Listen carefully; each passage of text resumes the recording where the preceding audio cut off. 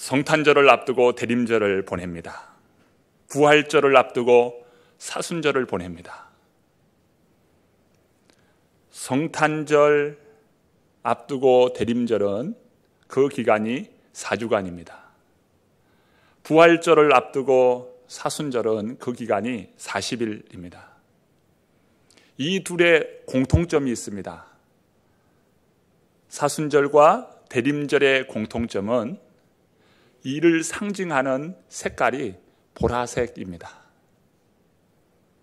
바로 보라색이 이 대림절과 사순절의 공통적인 색깔입니다.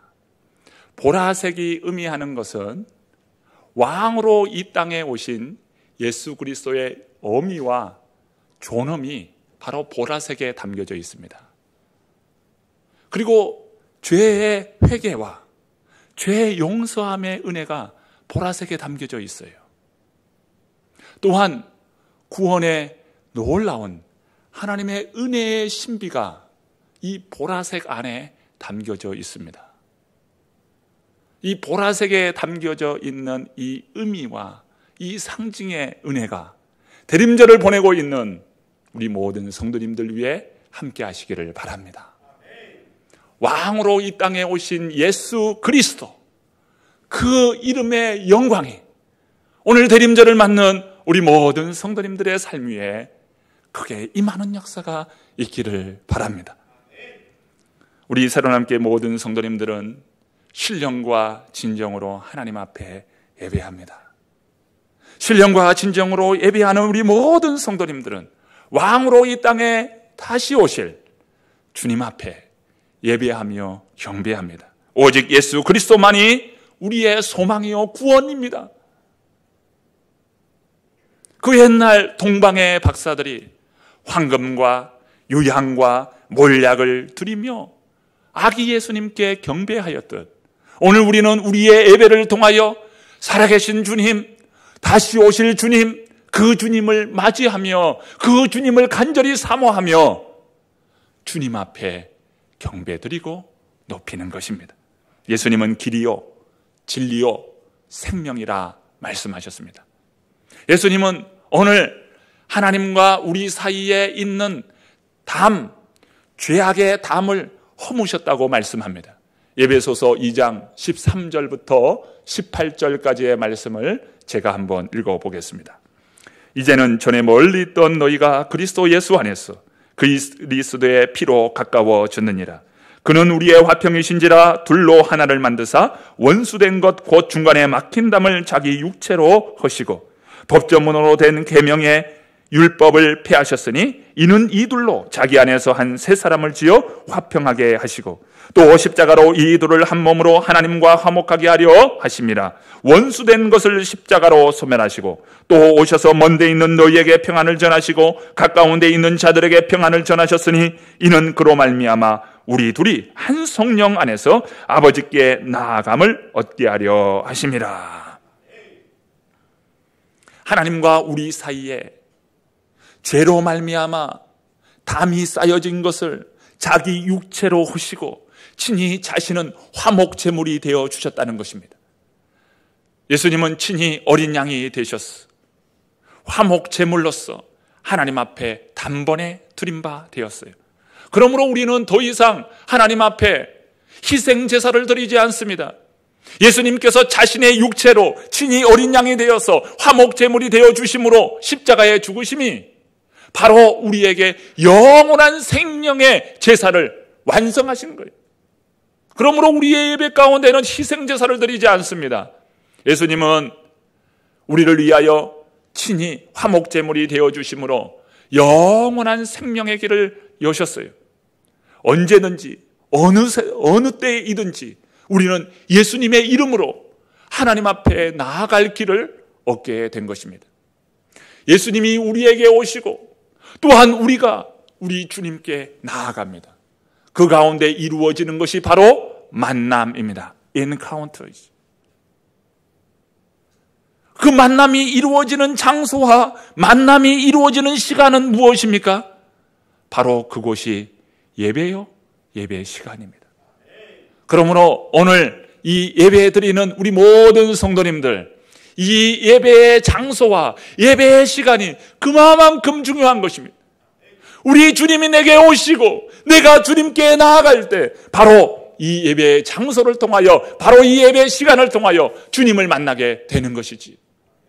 소망 되시는 예수 그리스도, 우리 예수님께 가까이 나아가는 대림절 기간 되시기를 간절히 축원합니다. 이곳 이온에서 복음을 거부한 유대인들은 이방인들을 선동하고 관리들을 포섭하였어요. 그러면서 바울과 바나바에 대하여 돌로 치려고 하는 살인 위협이 극도로 일어나게 됩니다. 살인 위협, 살해 위협이 이 이고니온 지역에 극도로 일어나게 됩니다. 급작스러운 상황에 바울과 바나바는 예기치 않은 가운데에 루스드라와 더베로 피신길을 갑니다. 루스드라와 더베는 본래 선교 애정지가 아니에요. 예기치 못한 상황 가운데에 피신하였던 곳이 루스드라와 더베라고 하는 지역입니다. 그런데 놀라운 하나님의 구원의 섭리는 이 피신길에 머물렀던 루스드라와 더베라고 하는 지역을 통하여 이 놀라운 구원의 역사가 일어납니다. 이 루스드라 지역에 나면서부터 못 걷게 된 한 불구자가 있었는데, 이 바울은 그 루스드라의 이 불구자를 예수 그리스도의 이름으로 선포할 때 그 병에 든 그 루스드라의 이 병자가 일어나게 되는 놀라운 역사가 일어납니다. 이것이 계기가 되어서 루스드라의 복음의 역사가 크게 일어나게 되는 것입니다. 이것이 예기치 못한 구원의 역사요, 뜻밖의 구원의 역사로 임한 것입니다. 이것은 하나님의 섭리가 이뿐만이 아니었어요. 바울이 선교 여행을 위해서 애쓰는 가운데 동역한 바로 디모데가 이 루스드라 출신으로서 바로 바울이 루스드라에서 그 디모데를 만나요. 바울은 디모데를 향하여 나의 사랑하는 아들이라고 칭했어요. 복음으로 낳은 아들, 말씀 안에서 전도하여 낳은 아들, 바로 디모데를 바로 그곳에서 만나게 됩니다. 놀라운 은혜의 역사이지요. 하나님의 구원의 섭리는 여기에 머물러 있지 않습니다. 또한 이 바울이 복음을 전한 이 지역이 어느 지역입니까? 바로 갈라디아 지역이에요. 그러니까 루스드라와 더베 지역에 머물면서 바울은 바로 이 갈라디아서를 쓰게 되는 배경이 되는 바로 그러한 장소가 루스드라와 더베라고 하는 지역입니다.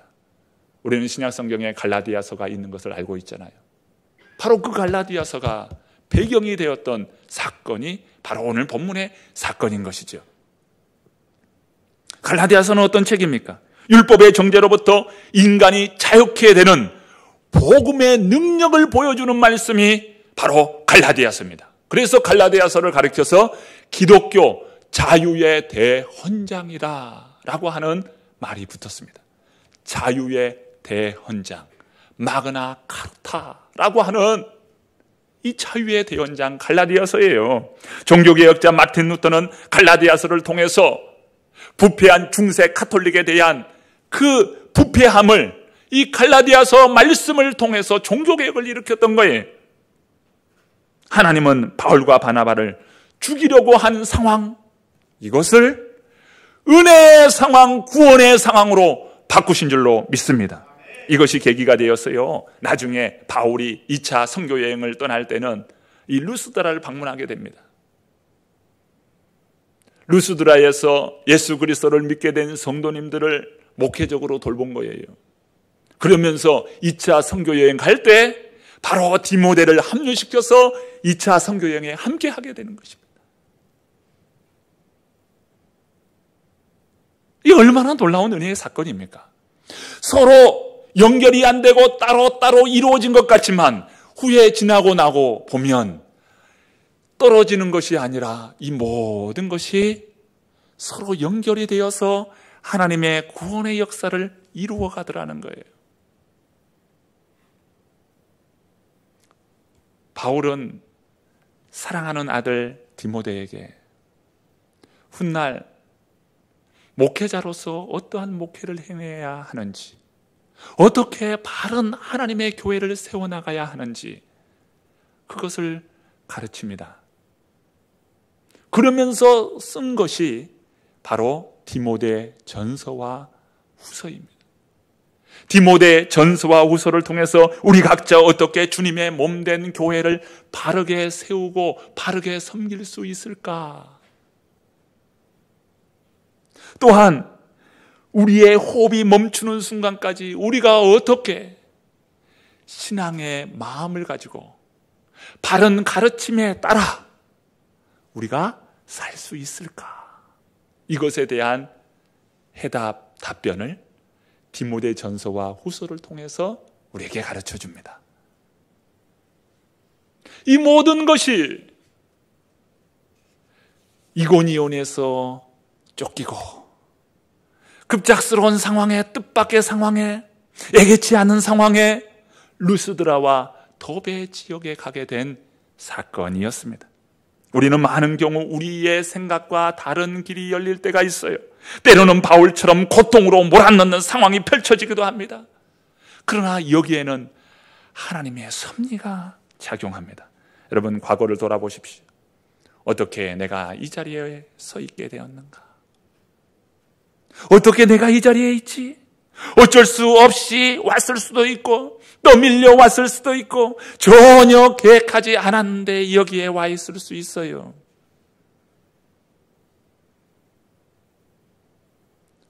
어떻게 내가 여기에 왔지? 어쩔 수 없이 예기치 않는 가운데 또 참 계획하지도 않았는데 여기에 있는 것은 하나님께서 나를 여기로 부르신 뜻이 있다는 것입니다. 그것을 깨달을 때 우리에게 놀라운 하나님의 은혜와 사랑을 경험하게 됩니다. 그러므로 사랑하는 여러분, 신실하게 하나님의 말씀을 따르며 산다는 이유만으로 때로는 고통이 오고 고난의 삶이 있습니까? 그래서 나의 인생이 나의 뜻과 무관하게 전개됩니까? 여러분, 결코 절망하지 마시기를 바랍니다. 결코 두려워하지 마시기를 바랍니다. 나의 삶을 통해서 하나님의 그 뜻이 이루어지는 놀라운 예기치 않고 뜻밖의 이루어지는 구원의 역사가 있음을 믿습니다. 하나님의 말씀을 힘입어 그 길을 따르는 나의 삶을 통하여서 하나님께서는 반드시 나의 삶을 통하여 구원의 은혜를 여시고 더 많은 믿음의 사람들을 일으켜 세울 것입니다. 하나님의 말씀을 따라 사는 오늘 우리들의 삶은 그 삶 자체가 하나님의 은혜요 신비입니다. 우리가 저 영원하신 하나님의 뜻을 이루는 도구가 되었다면 이보다 더 아름다운 인생이 어디 있나요?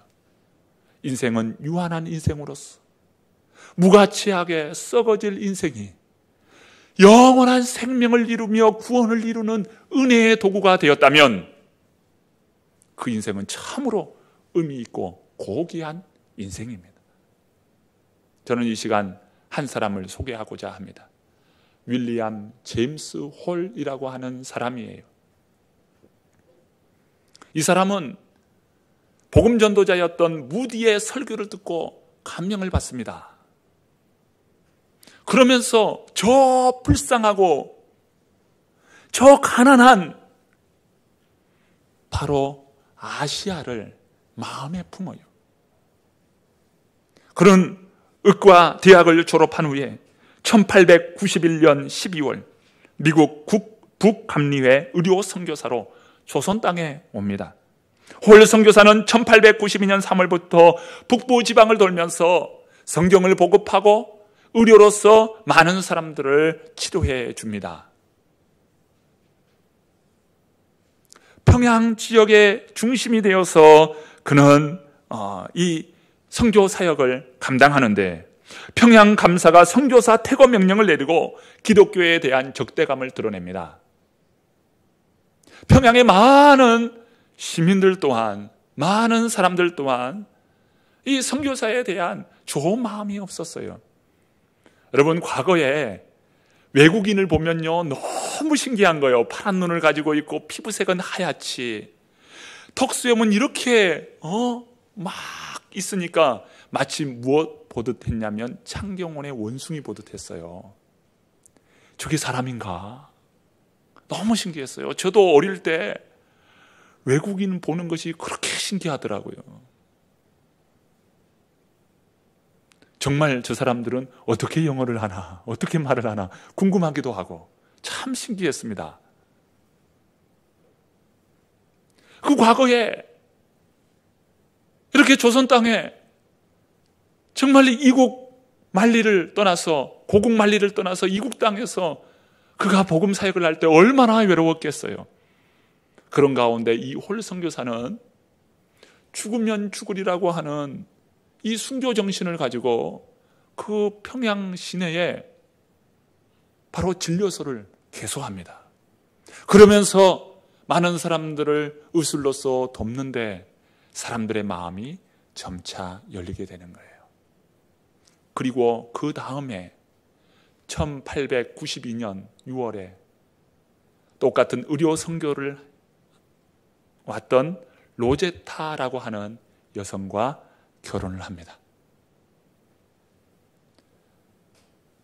그리고 1894년에 아들 셔우드 홀을 낳게 되고 그 아들과 함께 이 평양으로 이주해서 함께 살게 돼요. 그러다가 청일전쟁이 일어납니다. 청일전쟁을 피하기 위해 서울로 내려가요. 그리고 청일전쟁이 마치게 될 때 얼마나 많은 사람들이 참 다치고 또 상처를 입은지 모릅니다. 전쟁으로 인하여서 많은 군인들이 쏟아져 나오게 됩니다. 그래서 한 선교사를 대동하고 함께 가족을 두고 다시 평양으로 갑니다. 평양에 가서 많은 군인들을 치료합니다. 얼마나 많은 군인들이 있던지 밤늦게까지 이 의료 선교를 하면서 참 몸이 기진맥진해요. 그것이 과로가 되고 계속 누적이 됩니다. 그러는 가운데 풍토병인 말라리아에 걸리게 돼요. 여기에 있으면 죽겠다, 고열에 의해서 죽겠다, 빨리 이 로제타, 의술을 가지고 있는 부인 로제타에게 가야 한다 라고 생각하여 평양에서 서울로 내려오는데 육체가 아주 기력이 다 떨어진 거예요. 그러는 가운데 장티푸스까지 걸리게 돼요. 결국 그는 한국에 온 지 만 3년 만에 죽게 됩니다. 그의 나이 35살이에요. 부인 로제타는 28에 홀로 됩니다. 그때 그의 몸에는 7개월 된 아이를 임신하고 있었어요. 남편의 장례를 마치고 그 이듬해에 그는 미국으로 돌아옵니다. 조선을 바라볼 때 남편을 잡아먹은 그 땅이라고 여기며 지긋지긋하게 생각할 수 있어요. 얼마나 그 선교 사역이 대접받는 것이 아니라 푸대접을 받으면서 그런 모멸을 당하면서 의료 선교를 했던 그였기에 그 조선 땅을 바라보면서 지긋지긋합니다. 그러면서 그곳에서 바로 출산을 합니다. 출산하여 에디스라고 하는 이름의 딸을 갖게 됩니다. 그런데 그는 남편을 잃은 그 조선을 다시 생각합니다. 그러면서 이 모금운동을 해요. 조선을 알리면서 모금운동을 합니다. 그러면서 그는 점자를 익힙니다. 점자. 예, 앞을 보지 못하는 사람이죠. 점자를 익힙니다. 그리고 에디스가 3살이 될 때 다시 조선 땅으로 옵니다. 모금한 금액을 가지고 최초의 이 신식 의료기관인 기홀병원을 세웁니다. 그때가 1897년 기홀병원을 열어요. 그리고 병원 최초의 그 평양의 기홀병원에서 이 의료 선교를 시작하는 거예요. 그러면서 이 조선 땅의 북부 지역의 선교의 중심적인 역할을 합니다. 그러는 가운데 3살의 그 에디슨은 그만 이질이라고 하는 병을 앓고 죽게 돼요. 남편을 잃고 사랑하는 딸마저 잃게 되는 겁니다. 그러나 로제타는 이 조선 땅을 버리지 않습니다. 그러면서 맹인 농화학교를 설립하고요. 점자를 도입하고요. 한글용 점자를 개발하고요. 어린이 병동을 설립합니다. 그리고 현 고려대 의대의 전신이 되었던 서울 경성여자의학 전문학교, 이화여대 부속병원의 전신인 동대문병원, 인천기독교병원, 인천간호보건대학을 설립하고 시작하게 됩니다. 그리고 훗날 이 박에스더라고 불리는 김점동이라고 하는 한 여성을 미국으로 유학을 보내서 한국인 최초의 의학 박사로 바로 이 박에스더가 참 돌아와서 큰 일을 감당합니다. 그는 특별히 이 결핵과 관련된 전문의였어요. 전문의가 되어서 이 박에스더는 바로 한국인 최초의 의사가 되어서 이 결핵 퇴치 운동에 앞장섭니다. 그런데 그 박에스더도 그만 짧은 그 기간에 참 죽고 말아요.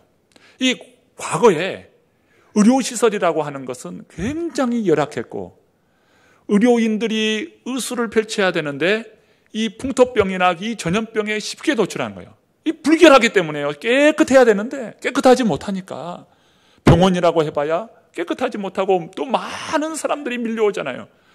이 조선의 그 사람들이 얼마나 깨끗했겠어요. 그때 당시 제대로 씻지도 못하고 먹지도 못하는 그런 가운데에 이 다 병이 걸린 거거든요. 그러니까 이 박에스더 이 의사도 얼마 지나지 않아 죽게 된 거예요. 그러는 가운데 이모라고 늘 따르던 바로 셔우드 홀, 제임스 홀의 그 아들 셔우드 홀이 바로 박에스더의 그 뒤를 이어 내가 의사가 되면 결핵을 퇴치하는 그런 전문의가 되겠다라는 그런 꿈을 가지고 토론토 의과대학에서 그도 역시 의사가 되어서 다시 한국 땅에 돌아와서 결핵 퇴치 운동을 벌립니다. 이 셔우드 홀이 운동을 벌이는데 특별히 크리스마스 실이 바로 이 셔우드 홀을 통해서 시작이 돼요. 당시 결핵 환자들은 이 병이 옮기기 때문에 격리되었습니다. 그런데 격리한 그 결핵 환자들은 얼마나 지저분하고 얼마나 세상 가족과 모든 사회로부터 이게 격리된 채 비참한 삶을 살았습니다. 그런 그들을 품어준 사람이 바로 셔우드 홀이었어요. 결핵 퇴치 운동을 벌여요. 그것이 크리스마스 실이 발행된 지가 1932년입니다. 일제가 이 대동아 전쟁이라고 하는 명분하에 이 조선 땅을 얼마나 유린했습니까? 그러면서 이 교회를 탄압하고요. 교회의 중심에 바로 선교사들이 있음을 알고 선교사들을 어떻게 하여 추방할까를 생각합니다. 그러는 가운데 이 셔우드 홀도 간첩 혐의로 추방을 당해요. 크리스마스 시를 통해서 모금 운동을 하여 독립자금을 모금했다 라고 하는 그런 이름으로 이 셔우드 홀을 추방합니다. 여러분, 윌리엄 제임스 홀 선교사는 불과 3년의 이 짧은 이 한국 땅에 선교를 하며 그는 하나님의 부름을 받았어요. 그러나 그가 못다한 사역은 아들과 그리고 아내와 그리고 그 손자에 이르기까지 참 이 땅을 위해서 헌신합니다. 몸을 던져요. 지금 서울의 양아진 묘역에 보면 이 윌리엄 제임스 홀이 있고요. 그 부인인 로제타 홀이 묻혀 있고요. 그 딸 에디스와 그리고 쇼우드 홀, 그 아들 쇼우드 홀이 묻혀 있고요. 그리고 그 부인 메리안 홀이 묻혀 있고요. 쇼우드 홀의 아들인 프랭크 홀이 묻혀 있어요. 3대에 걸쳐서 6명의 이 선교 사역을 했던 분들이 서울의 양아진 묘역에 묻혀 있어요. 이역만리를 떠나서 참 고국을 등진 채 조선 땅에 뼈를 묻었습니다. 이 초기 한국에 오신 선교사님들은 복음을 전하며 엄청난 고난과 핍박을 받았어요. 자기 자식이 죽는 것을 보면서 복음을 심었습니다. 아버지가 죽는 것을 보고 어머니가 죽는 것을 보면서 참 이 땅을 향하여 복음을 심었습니다. 그러니까 엄청난 고난의 그 값으로 세워진 곳이 바로 이 땅의 교회예요. 한국교회가 그냥 세워진 것이 아니라 피값 위에 세워진 교회예요. 예수 그리스도의 보혈 위에 세워졌고 수많은 선진들의 보혈의 그 피로, 은혜의 그 피로 세워진 교회가 바로 한국교회입니다. 우리는 가족을 잃은 슬픔만을 볼 것이 아니라 복음의 역사를 보기를 원합니다. 하나님은 오늘도 이러한 복음의 역사에 동참하고자 하는 하나님의 사람들을 찾고 계셔요. 한 사람을 통하여서 이 땅이 복음화되고 한 가정의 헌신을 통하여 이 땅에 복음화가 되고 한 가문을 통하여 이 땅이 복음화되는 놀라운 복음의 역사를 보고 있습니다. 오늘 우리 한 분 한 분들의 복음의 이 헌신과 복음에 참여함으로 인하여서 이 땅이 복음화될 줄로 믿습니다. 가정을 복음화시키고 가정뿐만 아니라 가문을 복음화시키고 한 사람을 통하여 온 땅이 복음으로 은혜의 역사가 크게 일어나는 놀라운 역사가 일어나기를 바랍니다. 오늘 우리 모든 성도님들은 나의 삶을 돌아볼 때 내 인생은 유한한 인생이요 내 인생은 무가치한 인생일 수 있는데 오늘 우리가 영원한 생명의 은혜의 복음을 위하여 사용되어지고 생명의 복음의 도구가 되었다면 이보다 더 가치 있는 인생이 어디 있습니까? 우리 모든 성도님들은 이 영원한 은혜의 가치 위에 세움받고 하나님의 은혜와 축복을 누리는 복된 믿음의 삶이 되기를 간절히 축원합니다.